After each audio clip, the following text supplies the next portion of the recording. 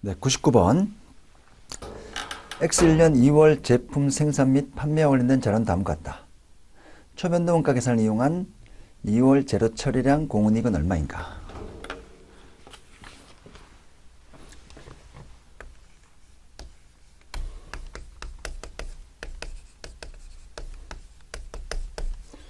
초변도 원가의 매출액, 판매량 2,800개고요.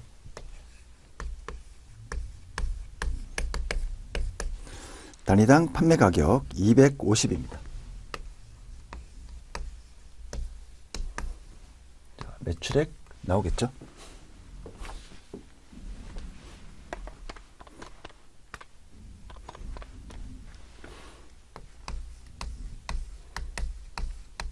매출원가. 우리 초변동 원가에서 매출원가는 직접 재료원가만 제품원가에 포함시킵니다. 자, 기초제품 재고는 없고요. 단기 판매량 2,800개.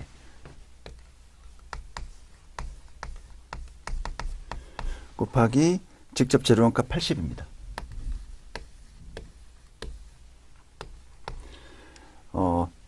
이렇게 똑같죠? 기초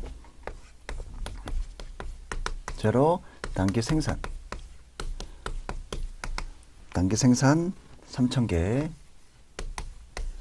기말. 원래 3분법에 따라 해야 되는데 기초액 없으니까 이렇게 순액으로 2,800개 곱하기 80에도 결과는 같습니다.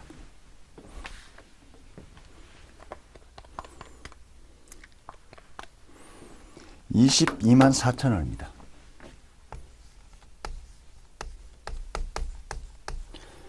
자, 재료 처리량 공훈이익.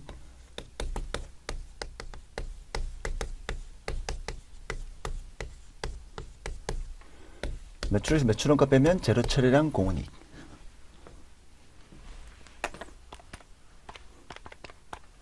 $476,000원 나옵니다.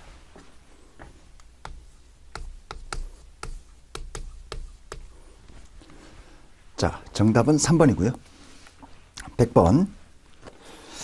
X1년도 사업을 개시했고요. 기초재고는 없습니다. 변동원가의 순이익이 20만원일 때 제조원자본가 배부액이 다음과 같을 경우 전보원가 계산에 의한 순이익은 얼마인가?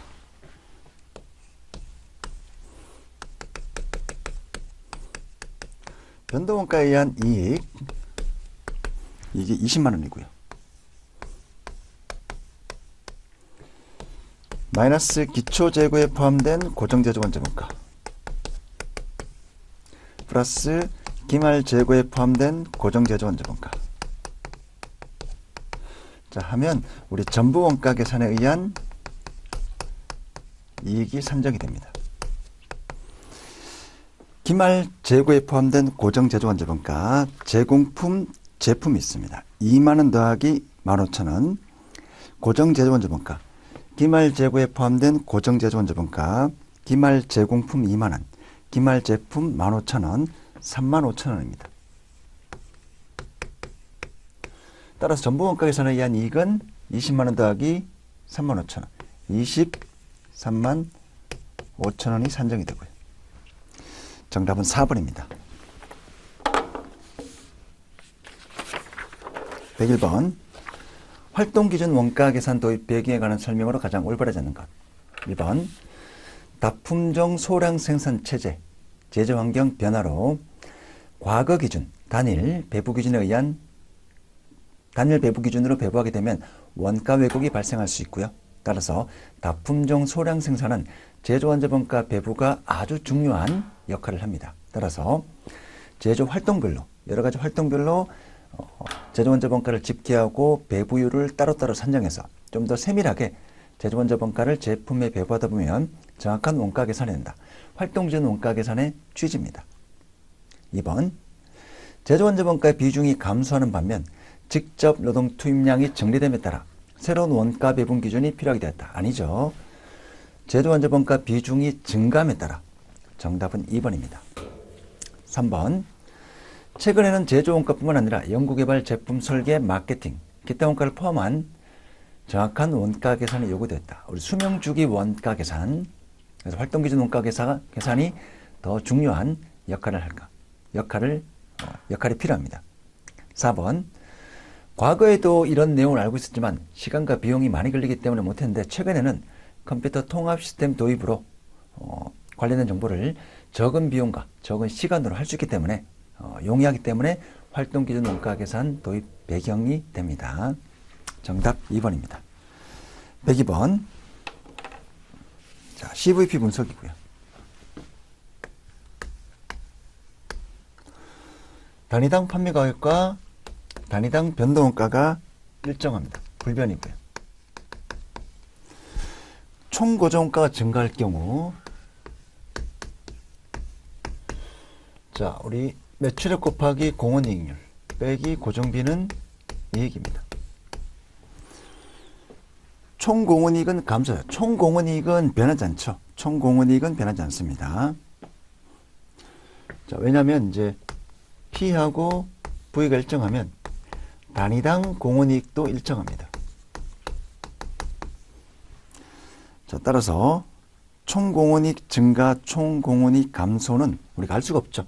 판매량이 증가하느냐 감소하느냐에 따라서 공원이익이 증가할 수도 있고 감소할 수도 있습니다. 다른 건 모르지만 손익분기점 매출액이 증가했다는 걸 알 수가 있습니다. 자, 왜냐하면 손익분기점 매출액 곱하기 공원이익률, 공원이익이고요. 빼기 고정비가 하면 제로가 됩니다. 자, 근데 공원이익률은 불변입니다. 고정비가 증가가 되면 손익분기점 매출액도 증가가 될 겁니다. 정답 3번입니다. 103번. 손익분기점 판매량은 얼마인가?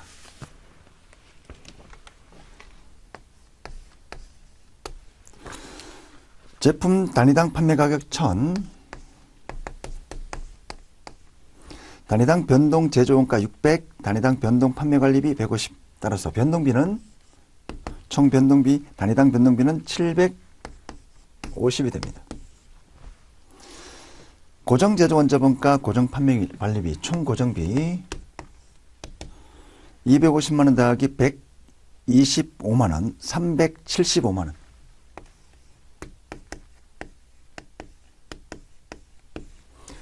자, 우리 P 곱하기 Q 빼기 V 곱하기 Q 빼기 고정비는 이익이 됩니다.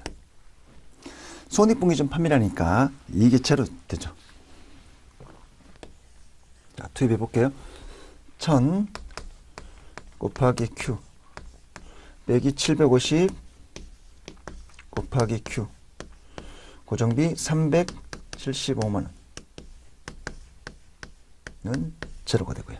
자, Q 손익분기점 Q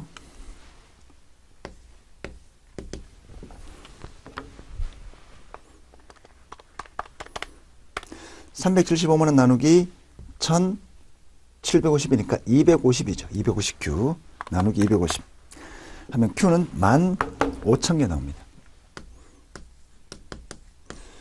자, 구체적인 계산은 생략하겠습니다. 여러분들 해보시면 되고요.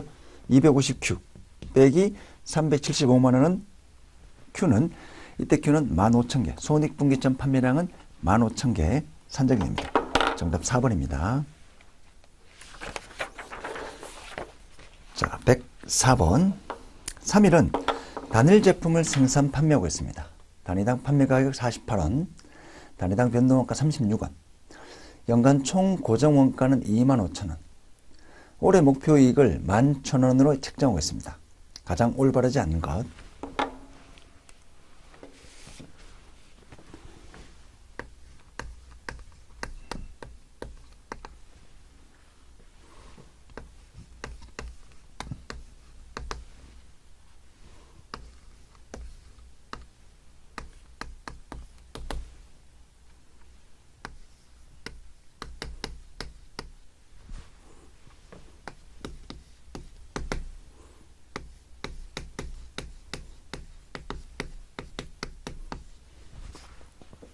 자, 우선 1번 공원이익률부터 해볼게요.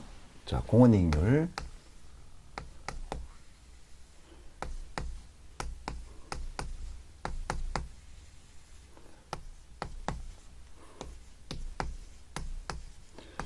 공원이익률은 단위당 판매가격분의 단위당 공원이익.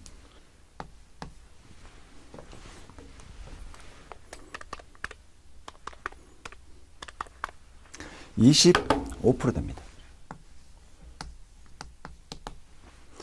자, 이번 손익분기점 매출액은 10만 원이다.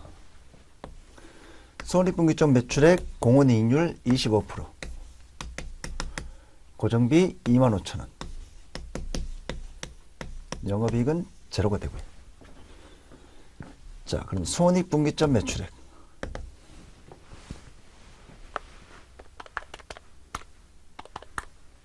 (10만 원) 됩니다. 손익분기점 매출액 10만 원. 목표이익을 달성하는 경우 안전 한계율은 30.6%다. 자, 그럼 현재 매출을 구해야 되겠죠. 현재 매출액.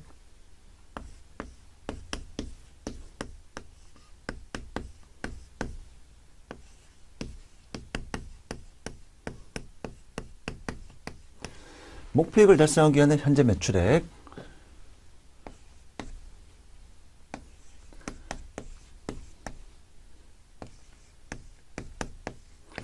목표이익을 달성하기 위한 현재 판매량. 판매량 알면 우리 현재 매출액을 구할 수 있습니다. 25,000원 더하기 11,000원. 나누기 12. 3,000개가 되고요.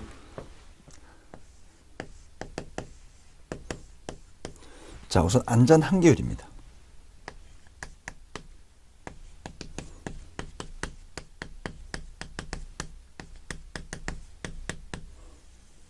안전 한계율은 현재 매출액. 현재 매출액 빼기 손익분기점 매출액. 그래서 현재 매출액분의 안전 한계 되고요. 자, 현재 매출액 3,000개 곱하기 48원.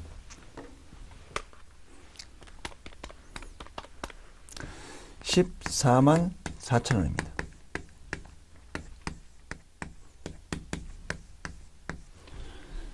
자, 손익분기점 매출액 10만 원.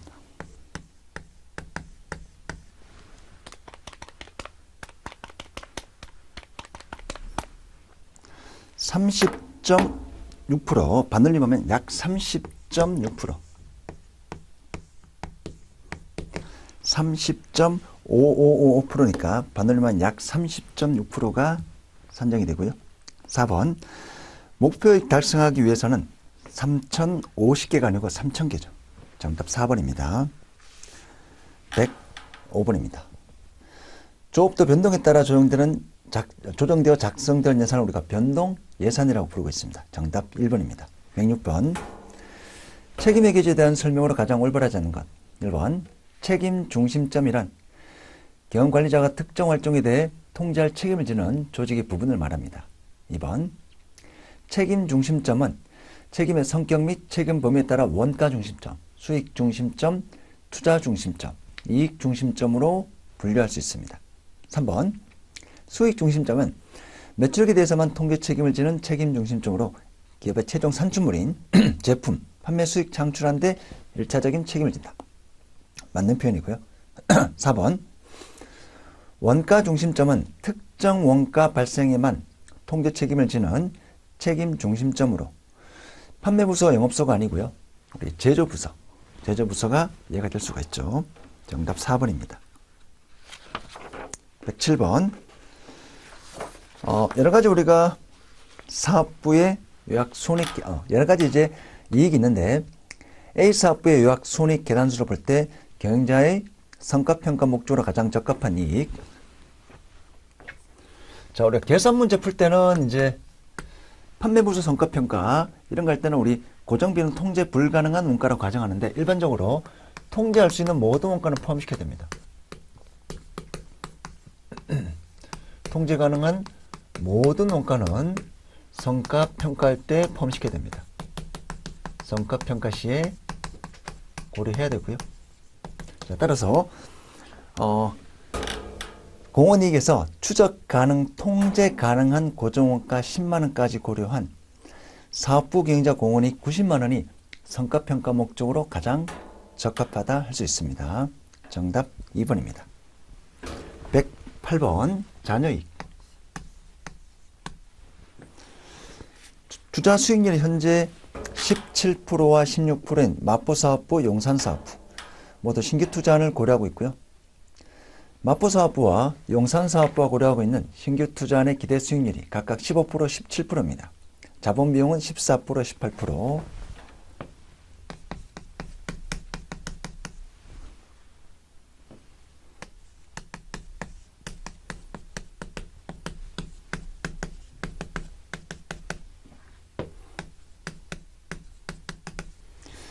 기대 수익률이 15%, 17%. 자, 투자 수익률을 보게 되면 17%, 16%죠. 투자 수익률 하면 17%, 16%. 따라서 마포는 거절할 거고요. 용산은 17%, 16%, 17%, 16%니까 마포 사업부는 거절, 용산 사업부는 채택하겠죠. 투자 수익률법으로 보게 되면 마포는 거절, 용산은 채택. 자, 근데 자녀익 기준으로 한다면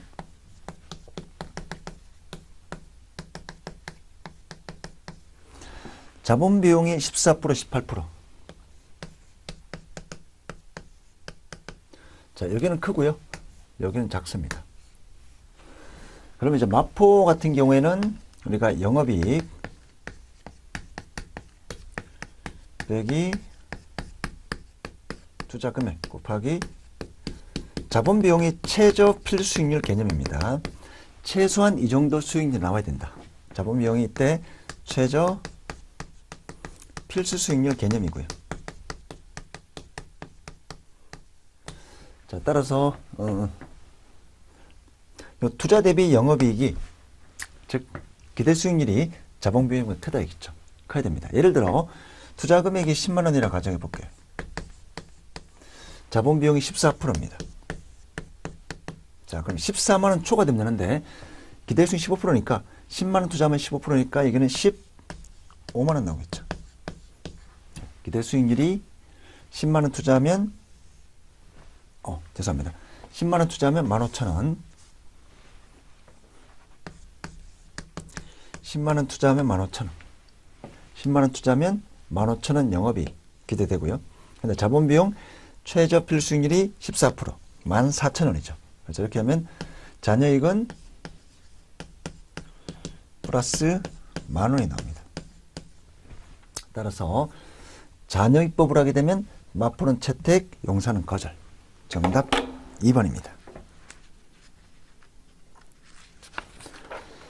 자, 109번 매출 배합 차이와 매출 수량 차이.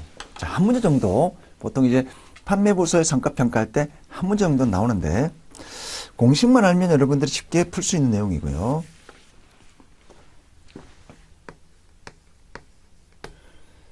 자, AQ 곱하기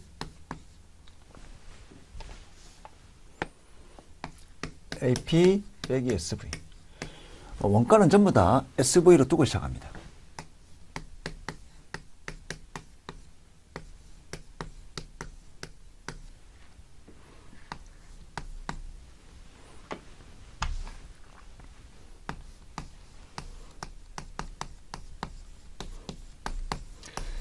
예산 단위당 공원이익. 예산 단위당 공원이익. 자, 이 두 개 차이를 우리가 매출 가격 차이. 이 두 개 차이를 조업도 차이라고 하고요. 자, 이때 예산 단위당 공원이익, 예산 단위당 공원이익, 예산 수량, 실제 수량. 자, 근데 이때는 이제 실제 배합 기준으로 했고요. 이때는 예산 배합 기준으로 했습니다. 복수의 제품이 있으면 이렇게 우리가 배합 차이와 수량 차이로 분석할 수가 있습니다. 중간에 AQ 곱하기 BP SV 예산 단위당 공원이익인데 여기서 실제 판매 수량을 예산 배합을 했다면 어떻게 됐을까? 그래서 이 두 개 차이를 배합 차이라고 해요. 이 두 개 차이를 수량 차이. 원가에서는 수율 차이라고 합니다. 그래서 배합 차이와 수량 차이니까 여기 들어가는 숫자들만 여러분들이 투입할 수 있으면 쉽게 구할 수 있겠죠. 자, 우선 제품 A와 B. 자, 예산부터 볼게요. 제품 A는 800. 우선 수량 4,000개. 자, B는 6,000개.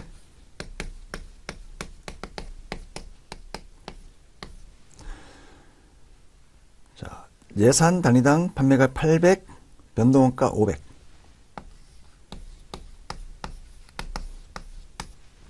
600, 400.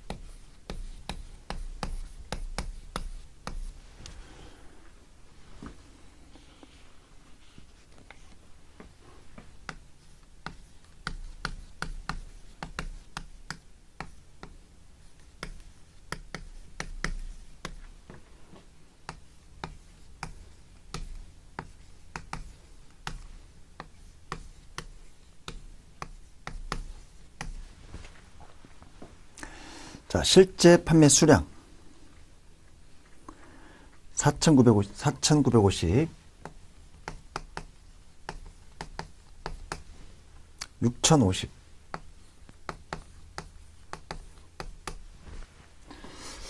자, 실제 수량이 총 11,000개입니다.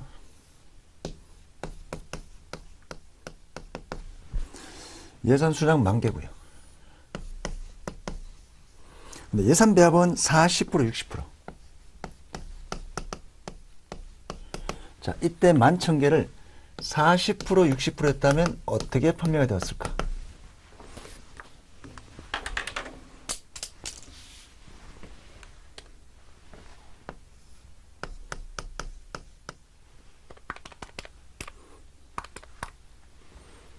(4,400개) 6,600개. 숫자들만 구할 수 있으면 되죠.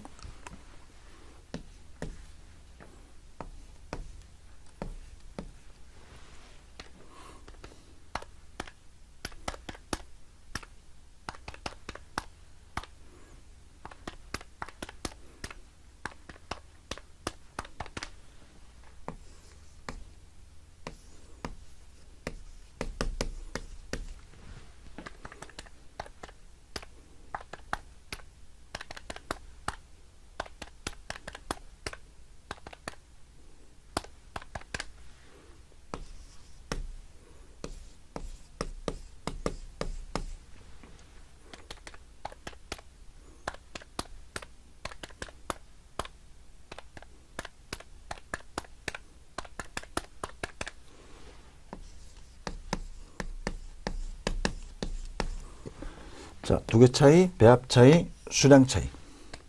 항상 왼쪽에서 오른쪽 뺍니다. 부가 플러스 55,000원. 우리 판매부 성과평가할 때 부가 플러스가 나면 유리한 차이입니다. 왼쪽이 크면 좋은 거니까. 이익이 크면 좋은 거니까 공원이익 기준으로 분석하고요. 암묵적으로 우리가 고정비는 통제 불가능한 원가로 해서 우리 재경관리사에서는 약식으로 한다고 보시면 됩니다.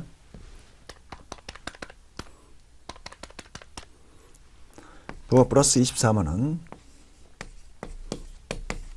부가 플러스니까 유리한 차이입니다. 자, 매출 배합 차이 55,000원 유리한 차이. 수량 차이 240,000원 유리한 차이. 정답 1번입니다. 110번. 투자 수익률입니다. 투자 수익률. 자, 투자 수익률은 평균 투자액분의 자료가 최초 투자액이 있으면 최초 투자액, 평균 투자액으로 나오면 평균 투자액 분의 영업이익. 문제에 주어진 숫자로 투입하면 되고요. 80,000원 나누기 200,000원. 40%죠. 투자 수익률은 40%. 정답 2번입니다. 111번. 경제적 부가가치에 대한 설명으로 가장 올바르지 않는 것. 자, 우선 경제적 부가가치 숫자를 좀 적어볼게요.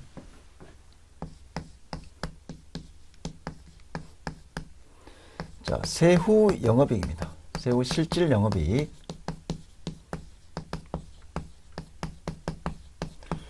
세후 실질 영업이익 빼기 투하자본 곱하기 가중평균 자본비용.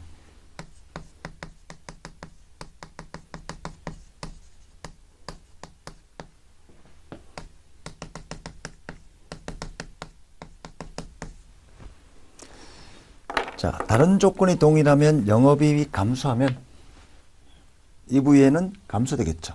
1번이 틀린 내용입니다. 영업이익이 감소되면 경제적 부가가치는 줄어듭니다. 2번, 재고자산 회전율을 높이면 일반적으로입니다. 일반적으로. 자, 예외는 있겠지만 일반적으로 재고자산 회전율을 높인다는 것은 재고를 많이 판매하면 경제적 부가가치는 증가될 겁니다. 3번, 즉 매출액이 증가되면 영업이익은 증가될 거니까. 3번, 투하자본에 대한 자본비용이 높아지고 세후 순영업이익 변동이 없다면 EVA는 일반적으로 감소한다. 자본비용이 증가되면 EVA는 감소되죠.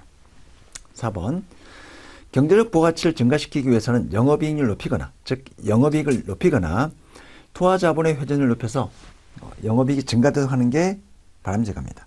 정답 1번입니다. 112번, 가격 결정 방식 중 원가 가산 가격 결정 방법에 대한 설명으로 가장 올바르지 않는 것. 우리 전통적인 방식이죠. 전통적인 방식. 원가 행태를 보고 전부원가, 공원이익, 총원가, 원가를 산정하고 회사에서 목표로 한 목표이익 가산율을 더한 다음에 제품의 판매 가격을 결정하는 공급자 중심의 가격 결정 방식입니다.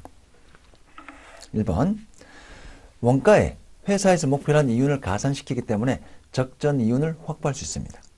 2번, 원가 가산 결정 방법. 관련 원가인 전부원가, 변동원가, 고정원가를 고려하여 장기적으로 가격을 결정합니다. 맞는 표현이고요. 총원가 접근법 하면 다 포함시키죠.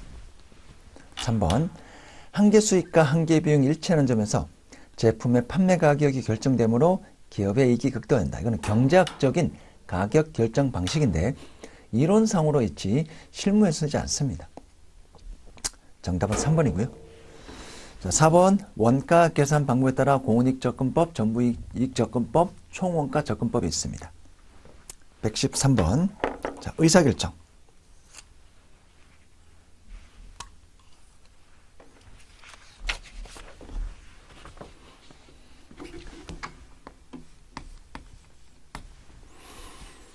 외부 제조업자가 이 제품을 납품하겠다고 제의했습니다. 부품을 외부에서 구입할 경우 고정제조원 자본가의 4분의 1을 회피할 수 있다고 한다면 3일이 최대 허용할 수 있는 부품의 단위당 구입 가격은 얼마일까? 자, 이렇게 보시면 되겠죠. 우리가 부품을 외부 구입하면 구입 원가가 증가될 겁니다. 그래서 800개 곱하기 구입 가격 X라 두고요. 같아지는 접점을 구하면 됩니다. 이제 외부에서 구입하게 되면 내부 제조 비용이 줄어듭니다. 800개. 자, 일단 직접 재료원가 1200. 직접 노무원가 700. 변동 제조원자본가 350. 자, 이렇게 변동 제조원가가 줄어들 거고요. 근데 고정비는 일반적으로 변하지 않는데 외부에서 구입하면 4분의 1을 회피할 수 있습니다. 그래서 48만 원 중에 4분의 1. 12만 원이고요.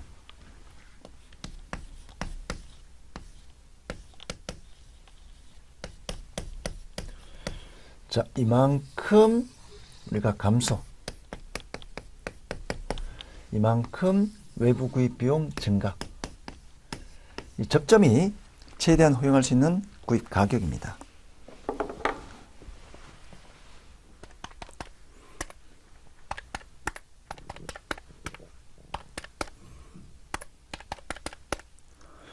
(192만 원) 나누기 800개.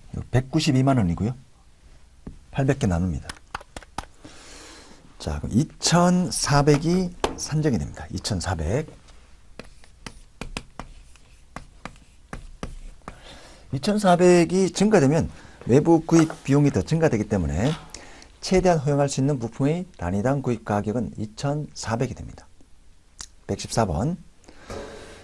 부품의 자가 제조 외부 구입에 대한 의사결정하려고 할 때 비재무적인 정보, 1번 부품을 자가 제조하면 외부 공급업자에 대한 의존도를 줄일 수 있는 장점이 있습니다. 2번 자가 제조하면 기존 외부 공급업자와 유대관계를 상실이 되겠죠. 3번 외부 구입할 경우 주문량의 변동에 따라 유연하게 대응할 수 있는 장점이 있습니다.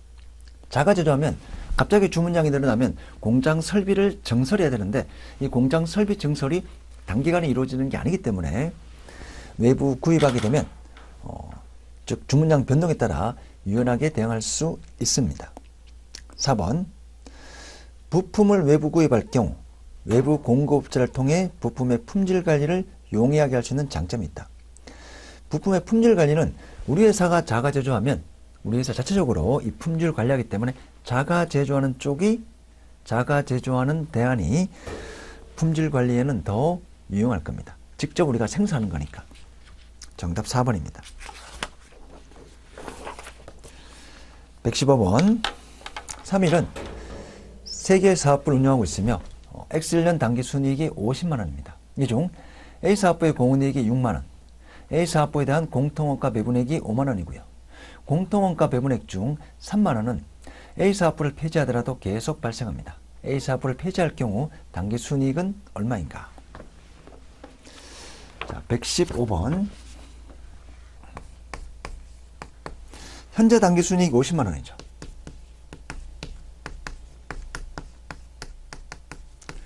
현 당기 순이익이 50만 원이고요.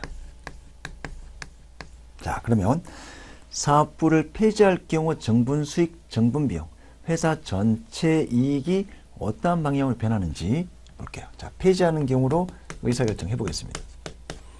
정분 수익. 사업부 A를 폐지하면 이제 더 이상 공은이익은 발생하지 않을 겁니다. 자료가 공은이익 자료만 있으니까 그냥 수익에 반영하겠습니다. 수익이 60만 원 반영하지 않을 겁니다.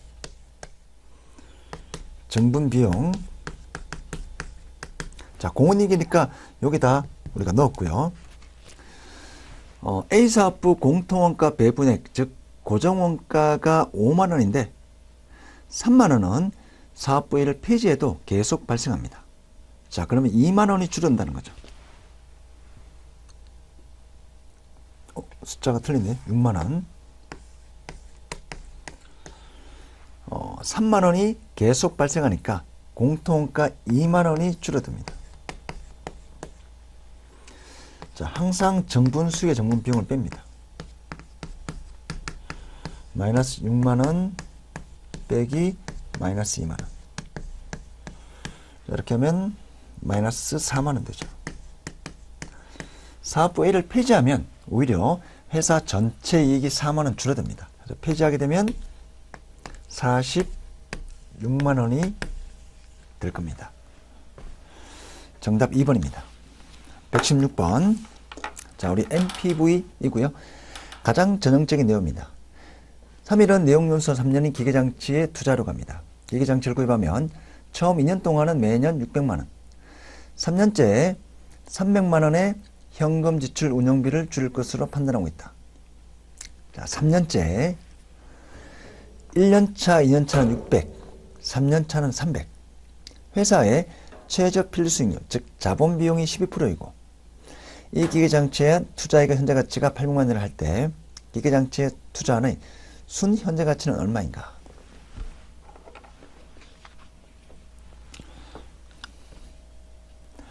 자, 여러분들이 이제 자료를 잘 보셔야 되는데요. 문제에서 이제 감가상각비를 구할 수 있는 자료가 없죠. 감가상각비를 구할 수 있는 자료가 없습니다. 뭐 잔존 가치가 얼마이다 이런 자료가 없으니까 1년차, 2년차에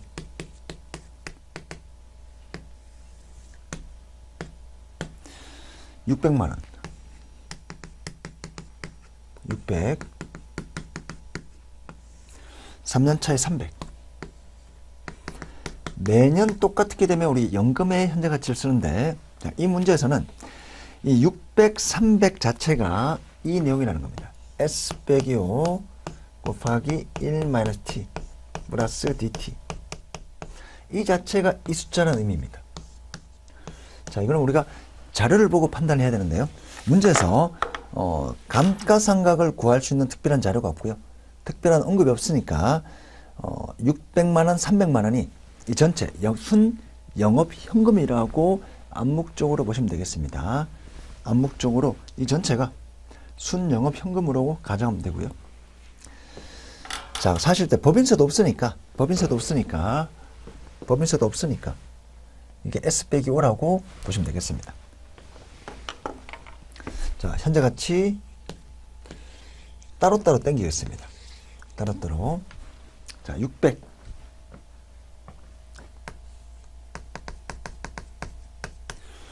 (1년차) 0. 근데 이제 또 문제가 연금의 현재 가치가 1년은 0.89, 2년은 1.69기 때문에 자, 따로따로 구하는 게 아니죠. 예. 자료가 연금의 현가 계수만 나오니까 우리 1년차, 2년차는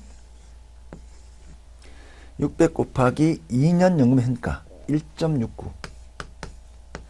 자, 이렇게 하면 현재 가치 됐고요. 근데 3년차를 구하려고 하는데 3년차는 한 개밖에 없어요. 그래서 이 3년차는 이렇게 합니다. 3년 연금의 현가 2.40 빼기 2년 연금의 현가 곱하기 1.69. 자, 이렇게 하면 이렇게 한다는 거죠. 자, 매년 300 들어온 걸서 현재 가치. 여기에서 2년차 빼주게 되면 결론 남는 건 이거밖에 없죠. 이렇게 해서 간접적으로 문제를 풀어야 됩니다. 매년 300 들어올 때 현재 가치. 근데 실제로는 우리는 3년차에 현재 가치만 땡기면 되기 때문에 앞에 중복되는 300, 2년차 연금 현가를 빼게 되면 결론은 3년차 현금 흐름의 현재 가치가 계산된다는 겁니다. 자, 이렇게 해서 현금 유입의 현재 가치. 자료에서 연금의 현재 가치만 있지 특정 금액 현재 가치를 구하는 자료가 없기 때문에 연금의 현재 가치만 있기 때문에 그 연금의 현재 가치를 해서 간접적으로 이렇게 구할 수밖에 없습니다.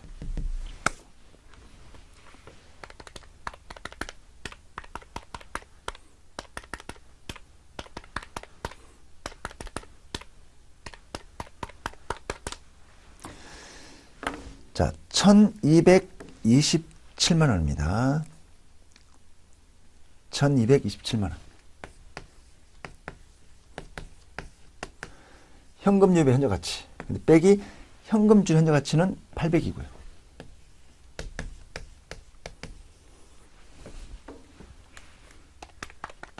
자, 따라서 427만 원. 정답은 3번입니다.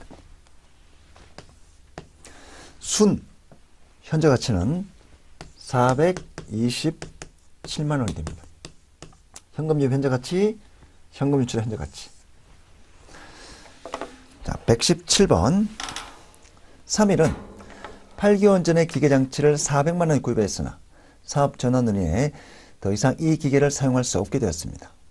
회사는 동기계 대 수리 비용 150만 원을 들여 250만 원에 판매하거나 현재 상태로 거래처에 200만 원에 판매할 수도 있습니다. 메모론가.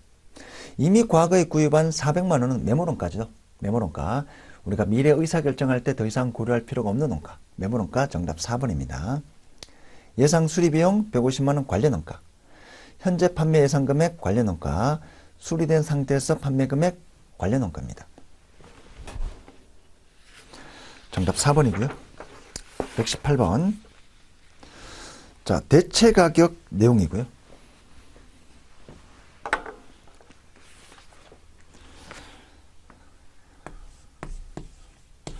A사업부와 B사업부로 있습니다. A사업부 공급사업부, B사업부 수요사업부. A사업부 단위당 변동비가 100원인 부품을 제조하고 있고 이를 외부에 170원에 판매할 수도 있고요. B사업부에 대체할 수도 있습니다. B사업부가 이 부품을 외부에서 구입할 때 구입하는 가격은 180원입니다. 회사 전체 이익 극대화를 위해서 의사결정. 자, 우리가 이런 모양이 나오면 내부 대체가 낫고요.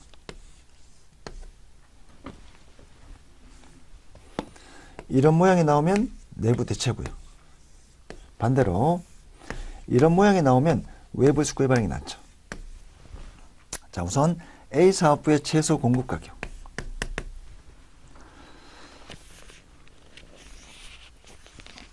자, 변동비 100, 정분지 출원가.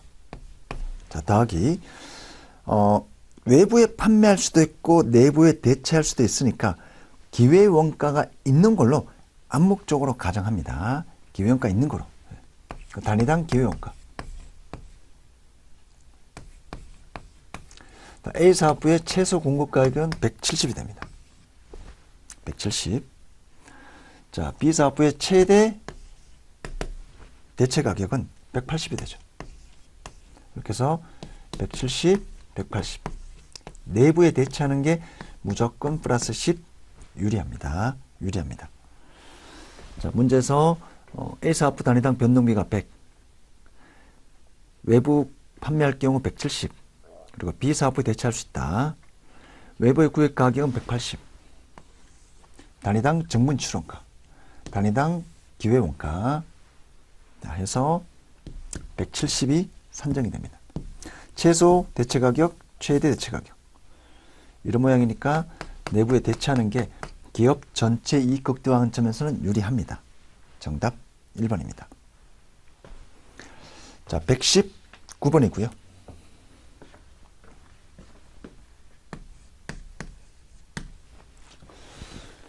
자, A 사업부는 모터 생산하고 있고요. 연간 최대 생산 능력은 30만 단위. A 사업부 수익과 원가자는 다음과 같습니다. 외부 판매 가격 700, 단위당 변동원가 570, 고정원가 350이고요. 3일은 냉장고를 생산하는 B 사업부도 보유하고 있다. A 사업부는 현재 연간 10,000 단위의 모터를 단위당 680원에 외부에서 조달하고 있습니다. 회사가 생산 제품 전량을 외부 시장에 판매할 수도 있고 사내 대체 시 단위당 변동원가 30원을 절감할 수 있다면 회사 전체 이익 극대화 점에서 최소 대체 가격은 얼마인가? 최소 대체 가격. 자, 일단은 이렇게 겹치는 모양이 나온다고 가정하고요. 최소 대체 가격을 구해보겠습니다. 단위당 정분지 출원가. 정분지 출원가. 자, 일단 A 사업부는 변동원가가 570이 나옵니다. 자, 근데 대체하면 변동원가 중 30원을 줄 수 있으니까 실제 단위당 정분지 출원가는 540이 되겠죠. 자, 그 다음 이제 전량 외부 시장에 판매할 수 있으니까 기회원가가 있습니다. 내부 대체하면 외부에 파는 것을 포기해야 됩니다. 자, 포기된 기회원가, 판매 가격이 700. 외부에 판매할 때는 변동원가 570이죠. 내부에 대체할 때만 30원 줄고요. 외부에 판매할 때는 570입니다.